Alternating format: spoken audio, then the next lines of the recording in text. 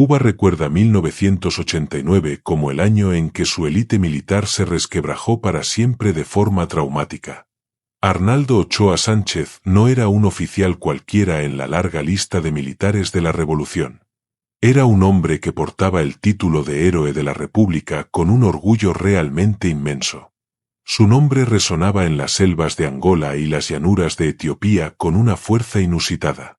Para el soldado común, Ochoa era un mito viviente que compartía el barro y el peligro real. Sin embargo, cuanto más alto sube un hombre, más dolorosa y espectacular suele ser su caída final. La noticia de su arresto envió ondas de choque a cada rincón de la isla caribeña entonces.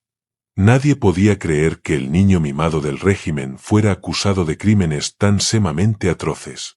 Esta historia es un viaje oscuro al corazón del poder, la lealtad y la supuesta traición.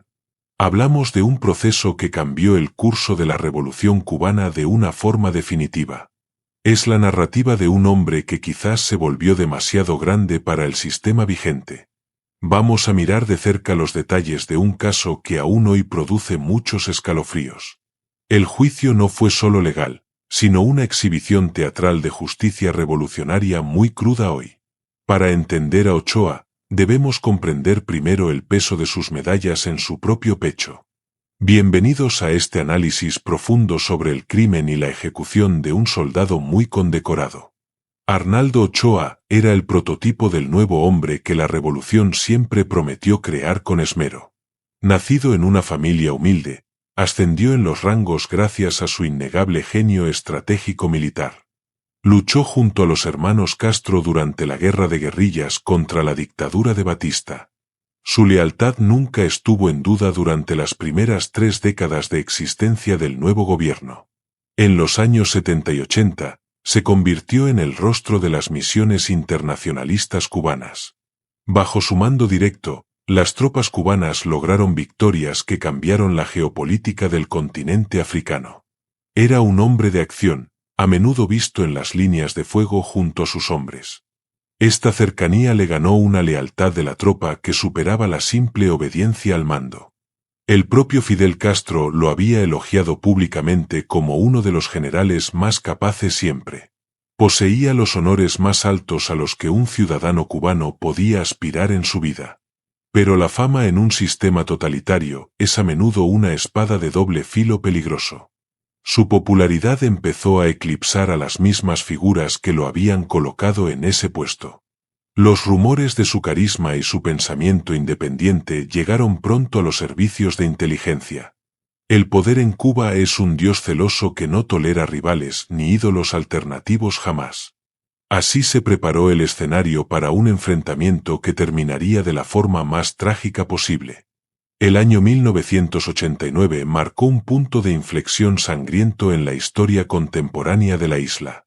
Mientras el muro de Berlín se tambaleaba, en La Habana se fraguaba una purga interna brutal. Cuba se encontraba en una situación económica y política extremadamente delicada frente al mundo entero hoy. Las presiones de Estados Unidos sobre el narcotráfico en el Caribe eran cada vez más asfixiantes. Se necesitaba un cortafuegos para proteger la imagen de la revolución ante la comunidad internacional entera. Muchos analistas sostienen que Arnaldo Ochoa fue el chivo expiatorio perfecto para esta compleja maniobra. No se trataba solo de justicia, sino de la pura supervivencia del sistema ante el caos. El ambiente en los cuarteles era de una tensión que se podía cortar con cuchillo. Los oficiales más jóvenes miraban con incredulidad cómo sus referentes eran llevados a celdas oscuras. La narrativa oficial empezó a construirse con una rapidez y una contundencia realmente aterradoras para todos. Se hablaba de una traición al pueblo y de un deshonor que no tenía perdón. La propaganda estatal comenzó a preparar a la población para lo que sería un juicio ejemplarizante. Cada programa de televisión y cada periódico repetían las mismas acusaciones contra el general condecorado siempre. Era el inicio de un proceso judicial que parecería más una obra de teatro dramática. La suerte de Ochoa estaba echada mucho antes de que se sentara en el banquillo. Las acusaciones formales contra el general Ochoa fueron de una gravedad que dejó a todos mudos. Se le vinculó directamente con operaciones de narcotráfico internacional junto al temido cártel de Medellín hoy. Según la Fiscalía, se habían utilizado aguas y aeropuertos cubanos para el tránsito de cocaína pura. El nombre de Pablo Escobar apareció en los informes como un socio indirecto de los militares. También se mencionaron casos de corrupción, tráfico de diamantes y marfil traídos desde África directamente a Ora. Era una lista de delitos que buscaba destruir por completo la reputación moral del héroe nacional. Para un régimen que se jactaba de su pureza ideológica, esto era un pecado absolutamente mortal. Las pruebas presentadas incluían grabaciones y testimonios de otros oficiales que ya habían sido quebrantados antes. Se pintó a Ochoa como un hombre cegado por la ambición y el dinero fácil siempre. Sin embargo, muchos se preguntaban si tales operaciones podían ocurrir sin el permiso de la cúpula. En un estado tan controlado como el cubano, parece imposible que un general actúe solo así. La duda sobre quién sabía que empezó a correr como la pólvora entre los pasillos. Pero la orden era clara y había que centrar toda la culpa en Ochoa. El honor militar fue pisoteado en favor de una narrativa de limpieza interna necesaria y urgente. Este fue el clavo final en el ataúd de la carrera pública de Arnaldo Ochoa. El proceso judicial fue bautizado como la causa número 1 de 1989 y fue televisado íntegramente. Todo el país permanecía pegado a las pantallas viendo el ocaso de sus ídolos militares más grandes. El tribunal estaba compuesto por generales que habían sido compañeros de batalla del propio acusado principal. La imagen de Ochoa durante las sesiones era la de un hombre cansado y muy abatido. A veces parecía que ya no le importaba su propia defensa ante la magnitud del ataque. Sus respuestas eran breves, a veces cargadas de una ironía que solo los militares veteranos comprenden. Se le veía fumando, mirando al vacío mientras escuchaba los testimonios en su contra más duros. No hubo un verdadero derecho a la defensa en los términos que conocemos en democracia hoy. Fue un juicio de honor donde la sentencia ya estaba firmada en los despachos más altos. Los otros acusados, como Tony de la Guardia, también mostraban una resignación que resultaba muy impactante. El fiscal lanzaba ataques feroces que buscaban humillar al general delante de todo su pueblo ahora. La televisión servía como un tribunal popular donde el veredicto debía ser la condena social absoluta. Los ciudadanos asistían a una demolición controlada de la figura de un hombre que amaban ayer. Era una lección de poder que nadie en la isla olvidaría durante las próximas décadas seguidas. Uno de los puntos más polémicos fue la implicación del Departamento MC del Ministerio del Interior. Este departamento se encargaba de burlar el embargo estadounidense mediante operaciones comerciales no convencionales en absoluto. Tony de la Guardia y su grupo realizaban actividades que a menudo rozaban la ilegalidad internacional siempre. Se alegó que, bajo este paraguas, se facilitaron los contactos con los capós de la droga. La pregunta que flota en la historia es si esto se hacía por beneficio personal. O si, por el contrario, eran órdenes directas para obtener divisas para el Estado cubano asfixiado. Ochoa fue arrastrado a este lodazal administrativo y operativo por sus vínculos con los de la Guardia. En el juicio se intentó separar estas acciones de la voluntad de la máxima dirección política. Resulta difícil creer que una red de tal magnitud pasara desapercibida para el contraespionaje cubano hoy.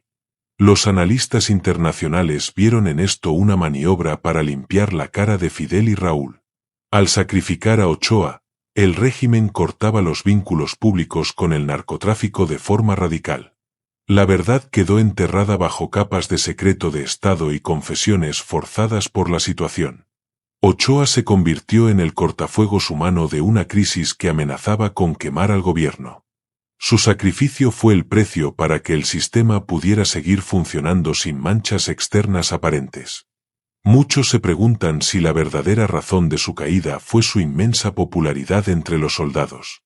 Arnaldo Ochoa era visto como un reformista potencial dentro de las Fuerzas Armadas cubanas en 1989. Había regresado de sus misiones en el extranjero con ideas nuevas sobre la gestión del Estado. En un momento de crisis del bloque soviético, su figura generaba ciertas desconfianzas en la cúpula. Un general con mando de tropas y apoyo popular es siempre un peligro en una dictadura. Se decía que Ochoa se quejaba de la ineficiencia de la economía y del mando político. Estas críticas, aunque fueran en privado, eran consideradas una traición directa a la figura del líder. Fidel Castro no compartía el protagonismo con nadie, y menos con un militar tan brillante y carismático. El control total del ejército era fundamental para asegurar la sucesión y la estabilidad del régimen. Al eliminar a Ochoa, se eliminaba cualquier posibilidad de un golpe de Estado o reforma interna. El miedo se instaló en el alto mando, recordando a todos quién tenía la última palabra. Fue una purga al estilo estalinista, diseñada para reafirmar la autoridad suprema del mando central hoy. El general condecorado pasó de ser un activo valioso a una amenaza existencial para los Castro. Su destino estaba sellado por su propio brillo en un cielo que solo admite un sol. El testimonio de Ochoa durante el juicio fue uno de los momentos más extraños de la televisión. Lejos de defenderse con uñas y dientes, el general admitió gran parte de las culpas imputadas hoy. En una declaración que parecía guionizada, llegó a decir que merecía la muerte por su deshonor. Pidió que, si su ejecución servía para salvar la revolución, se procediera sin ninguna duda o vacilación. Esta autoinculpación dejó a muchos espectadores con una sensación de vacío y de profunda tristeza real. ¿Cómo podía un guerrero tan fiero rendirse de esa manera ante sus antiguos compañeros de armas? Algunos sugieren que hubo presiones psicológicas extremas y promesas de seguridad para su familia entera hoy. Otros piensan que su sentido de la lealtad al sistema era tan fuerte que aceptó morir. Sea como fuera, su confesión fue la pieza clave que legitimó legalmente la sentencia de muerte. El fiscal se regodeó en estas palabras para pedir la pena máxima contra el que fue héroe. Fue un espectáculo de humillación pública que buscaba quebrar la voluntad de cualquier otro oficial rebelde. La dignidad de Ochoa quedó atrapada entre su deber como soldado y su destino como reo político.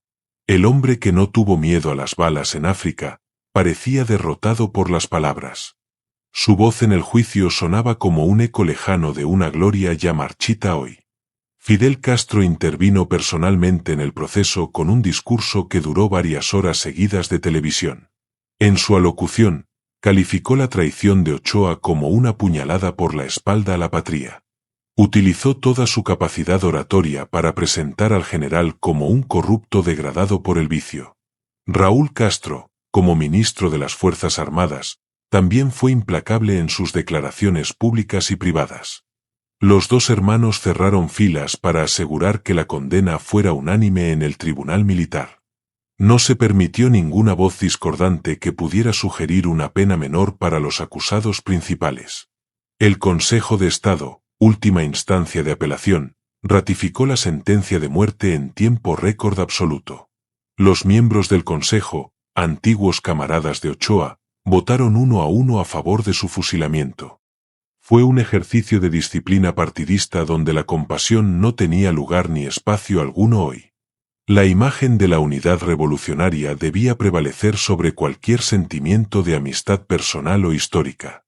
Fidel dejó claro que el honor de la revolución estaba por encima de cualquier vida humana individual. El mensaje para el resto de los militares fue directo, claro, conciso y absolutamente aterrador siempre. No habría piedad para aquellos que se desviaran del camino marcado por la dirección del país. La sentencia de muerte se convirtió en un símbolo de la mano dura del castrismo eterno. La reacción internacional ante el proceso fue de una mezcla de horror, sorpresa y mucha desconfianza. Organizaciones de derechos humanos criticaron la falta de garantías procesales durante todo el juicio público cubano. El bloque soviético, ya en plena descomposición, observaba con perplejidad la purga de su aliado más cercano. En Estados Unidos, muchos dudaban de que Ochoa fuera el único responsable de la red de narco. Se sospechaba que el régimen estaba haciendo una limpieza de imagen para evitar sanciones más duras. La prensa mundial dedicó portadas enteras a la caída del general más famoso de la isla caribeña. El mito de la revolución limpia y ética se desmoronaba ante los ojos de la opinión pública. En España, el seguimiento del caso fue muy intenso debido a los lazos históricos con Cuba. Muchos no comprendían cómo se podía pasar de la gloria al paredón en tan poco tiempo. La comunidad del exilio en Miami denunciaba que todo era una farsa para eliminar a un rival. Pero dentro de Cuba, el silencio impuesto por el miedo era la norma general en las calles. La gente hablaba en susurros sobre el destino que le esperaba al general y sus hombres. La isla se sentía más aislada que nunca en medio de aquel vendaval de acusaciones y muertes. El 13 de julio de 1989, al amanecer, se cumplió la sentencia de muerte por fusilamiento directo. Arnaldo Ochoa fue llevado a un lugar cercano a la base militar de Baracoa en La Habana. Junto a él murieron Tony de la Guardia, Amado Padrón y Jorge Martínez por los mismos cargos. Se dice que Ochoa mantuvo la calma y la compostura militar hasta el último segundo de vida. Según algunos relatos, rechazó que le vendaran los ojos para mirar de frente a los ejecutores. Murió como el soldado que siempre fue, a manos de su propio ejército y de su bandera. La descarga de los fusiles puso fin a una de las carreras militares más brillantes de Cuba. El silencio de aquella mañana pesaba como una losa sobre toda la sociedad cubana de entonces. La noticia de la ejecución fue brevemente informada en los medios oficiales del Estado cubano hoy. No hubo funerales de Estado ni honores para el hombre que una vez fue héroe nacional. Su cuerpo fue enterrado en una tumba anónima para evitar cualquier tipo de peregrinación o culto. El régimen quería borrar no solo al hombre, sino también su recuerdo en el pueblo entero. Pero la sombra de Ochoa seguiría planeando sobre la historia de Cuba durante muchísimos años más. Las consecuencias dentro de las instituciones cubanas fueron inmediatas, profundas y realmente muy drásticas para todos. El Ministerio del Interior sufrió una purga masiva que eliminó a cientos de oficiales de alto rango. Las Fuerzas Armadas Revolucionarias tomaron el control de muchas funciones que antes eran del Ministerio Civil ahora. Raúl Castro consolidó su poder personal sobre todo el aparato de seguridad e inteligencia de la isla. Se inició un periodo de vigilancia extrema sobre cualquier oficial que hubiera tenido cercanía con Ochoa. La desconfianza se convirtió en la moneda de cambio habitual entre los compañeros de armas y rangos. El caso sirvió para reestructurar todo el sistema de poder bajo una lealtad absoluta y ciega. Muchos militares brillantes fueron pasados a retiro o destinados a puestos sin ninguna relevancia real siempre. Se buscaba una uniformidad ideológica que no dejara espacio para el pensamiento crítico o la reforma. El miedo al paredón se convirtió en el gran cohesionador de la élite política y militar cubana. La causa número uno fue el recordatorio constante de que nadie, absolutamente nadie, estaba a salvo hoy. La estructura del Estado se volvió más rígida, cerrada y defensiva frente a cualquier cambio externo. Cuba se preparaba para los años más duros de su historia bajo un control férreo absoluto. El legado de Arnaldo Ochoa sigue siendo objeto de un intenso debate entre historiadores y políticos hoy.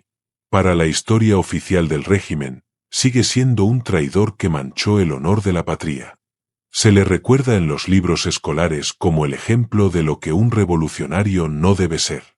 Sin embargo, para muchos otros, Ochoa fue una víctima de las intrigas palaciegas de los Castro. Se le ve como el general que pudo haber cambiado el destino de Cuba hacia una apertura. Su muerte simboliza el fin de la era romántica de la revolución y el inicio de la dictadura. Hay quien lo considera un mártir, un hombre que aceptó su destino para no destruir a su país. La verdad probablemente se encuentre en algún punto intermedio entre el héroe y el villano de hoy. Es innegable que participó en operaciones oscuras, pero también que fue castigado de forma desproporcionada siempre. Su figura sigue despertando pasiones encontradas entre los cubanos de dentro y fuera de la isla. No se puede entender la Cuba actual sin analizar aquel fatídico verano del año 1989 en La Habana. La ejecución de Ochoa fue el sacrificio necesario para mantener un sistema que se negaba a morir. Su nombre sigue siendo un susurro de lo que pudo ser y nunca llegó a cristalizar. Este caso también se compara a menudo con las grandes purgas estalinistas de la Unión Soviética antigua. El uso de juicios públicos para eliminar a la vieja guardia es una táctica clásica del totalitarismo. Se busca limpiar el partido de cualquier elemento que pueda cuestionar la infalibilidad del líder supremo hoy. Ochoa encajaba en el perfil de oficial que podía liderar una transición tranquila hacia el postcastrismo. Al matarlo, Fidel Castro envió un mensaje de que no habría transición ni reformas de ningún tipo. La lealtad al jefe era más importante que cualquier éxito militar o servicio pasado a la nación. Muchos oficiales que sobrevivieron a la purga se volvieron más serviles y menos eficientes por el miedo. La creatividad y la iniciativa militar fueron sustituidas por la obediencia debida y el silencio cómplice siempre. El vacío que dejó Ochoa en el ejército no fue llenado por nadie con su mismo nivel de carisma. El ejército pasó de ser una fuerza de combate a una administradora de empresas y de hoteles estatales. La profesionalidad militar se sacrificó en el altar de la supervivencia política del régimen castrista de hoy. El crimen de Ochoa fue, en esencia, ser demasiado brillante para un sistema que exige mucha mediocridad.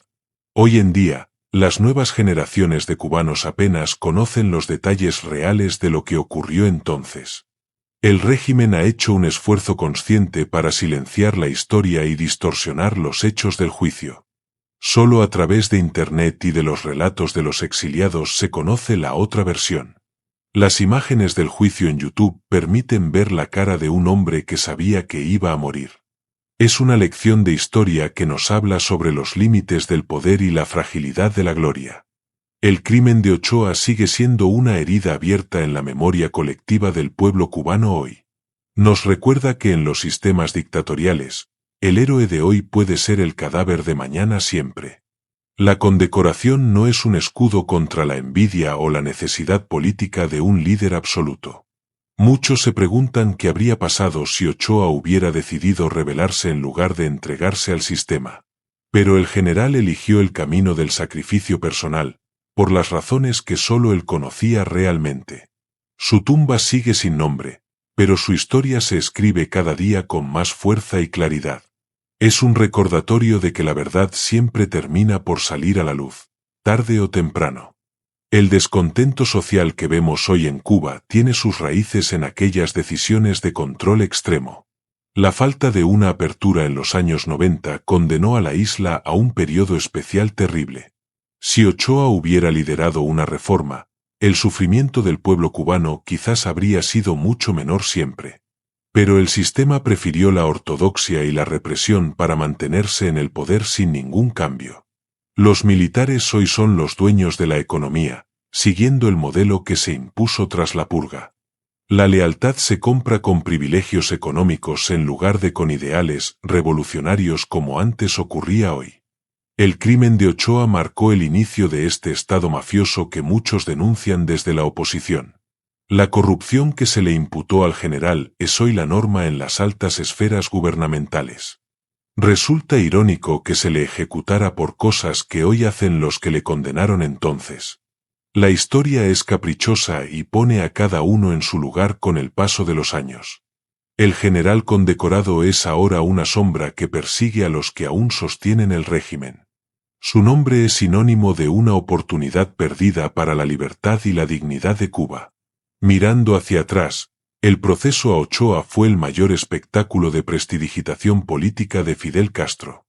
Logró desviar la atención de sus propios errores y culpar a sus mejores hombres de todo mal.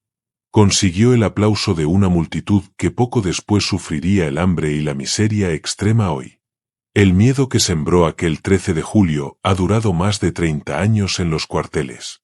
Pero nada es eterno, ni siquiera el silencio impuesto por el fuego de un pelotón de fusilamiento. Las figuras como Ochoa terminan por ser rehabilitadas por el tiempo y por la propia gente libre. Su historia nos enseña que el verdadero honor no está en una medalla, sino en la verdad. La revolución cubana devoró a sus propios hijos para no admitir que ella misma estaba ya muerta. Arnaldo Ochoa fue el más ilustre de esos hijos sacrificados en el altar de un ego infinito. Esperamos que este relato os haya servido para conocer un capítulo oscuro y vital de nuestra historia. La verdad sobre el general condecorado es necesaria para entender el presente de la isla y su futuro. Llegamos al final de este viaje por la vida y la muerte de un hombre complejo y valiente. Espero que este análisis lineal os haya ayudado a comprender la magnitud de lo que ocurrió en Cuba. Hemos visto cómo un héroe puede ser transformado en criminal por la voluntad de un solo hombre. La política a veces exige sacrificios humanos que la moral más básica nunca podría llegar a aceptar. No olvidéis dejar vuestros comentarios sobre qué pensáis de este caso tan polémico y tan triste. ¿Fue Ochoa un narcotraficante real o una víctima de una purga política diseñada desde arriba siempre?